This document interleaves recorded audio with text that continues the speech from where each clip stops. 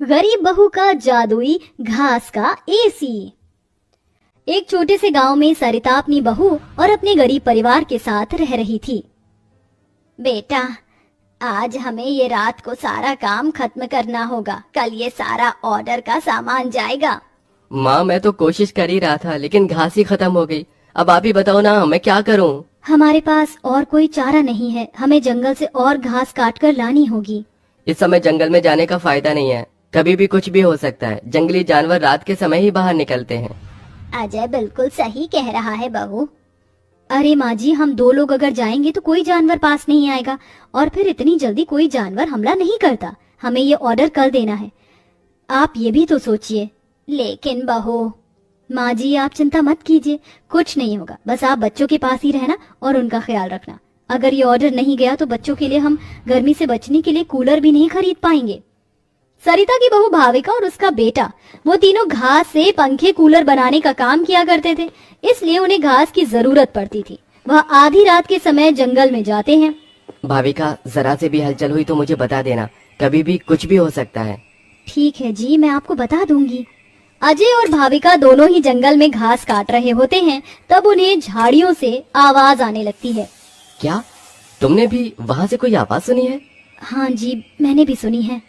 मैंने तुम्हें कहा था ना, इस समय आना ठीक नहीं है। चलो देखते हैं उधर क्या है। भाविका और अजय झाड़ियों के पास जैसे ही जाते हैं, उन झाड़ियों के पीछे से एक आदमखोर भेड़िया निकलता है। भाविका, भागो यहाँ से, यहाँ पर तो बहुत खतरनाक भेड़िया है। अजय और भाविका दोनों अपनी जान बचाकर भागने लगते हैं। अजय, अब हम लोग क्या करें? कहीं भेड़िए ने हमें खा लिया तो? रुकना मत, बस भागती जाओ। भागते भागते वो दोनों जंगल से किसी तरह बाहर निकल आते हैं और भेड़िया उनका पीछा छोड़ देता है। जान बची तो लाखों पाए, लौट के बुद्धू घर को आए।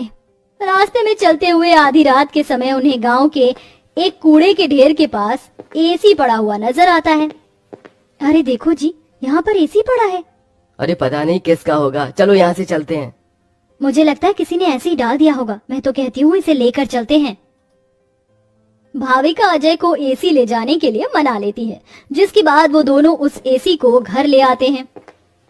तुम दोनों तो घास लेने गए थे, ये क्या लेकर आ गए हो? ये हमें रास्ते में पड़ा मिला। जब हम कूलर पंखे बना लेते हैं तो एसी भी बना सकते हैं। इस खराब एसी को छोड़ो और ये बताओ, क्या तुम घास लेकर आई हो? सरिता के ये बोलने के बाद जंगल की दुर्घटना के बारे में दोनों बताते हैं, जिसे सुनकर सरिता हैरान रह जाती है।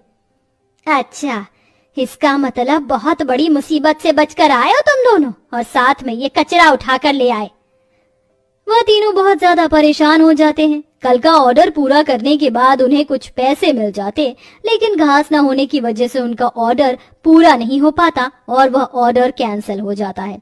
अगले दिन उनके टूटे फूटे घर के अंदर धूप की किरणें आने लगती हैं, जिससे बहुत ज्यादा गर्मी हो जाती है। हे भगवान, कितनी गर्मी लग रही है, घर में पंखा भी नहीं चल रहा है।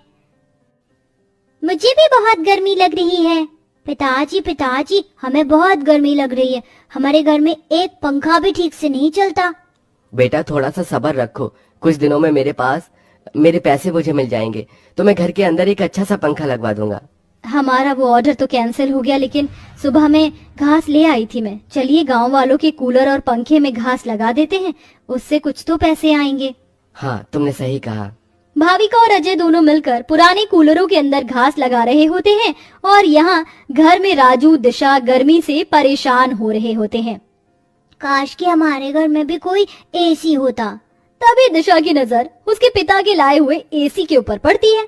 अरे राजू, जरा इसे देखो, लगता है पिताजी हमारे लिए एसी लेकर आए, पर उन्होंने ये एसी अभी तक क्यों नहीं लगाया? क्योंकि ये एसी खराब है, बस इसीलिए। कल रात तुम्हारे माता पिता को ये कूड़े करकट में मिला था। ये सुनने के बाद राजू इस बात से तो खुश होता है कि उसके पिताजी पुराना ही सही, कम से कम एक एसी तो घर पर लेकर आए। कुछ देर बाद वह अपने दोस्तों के पास खेलने चला जाता है। ढोलू, कहाँ हो तुम? चलो खेलते हैं। आज मैं नहीं आ सकता, बहुत गर्मी है और इतनी गर्मी में मेरा मन नहीं कर रहा है आने का, क्योंकि मेरे घर के अंदर एसी लगा हुआ है। मैं उसकी ठंडी हवा में ही बैठना चाहता हूँ। क्या कहा? तुम्हारे घर के अंदर भी एसी है? हाँ, और हमारा एसी बहुत अच्छा चलता है, बहुत ठंडा कर देता है घर को।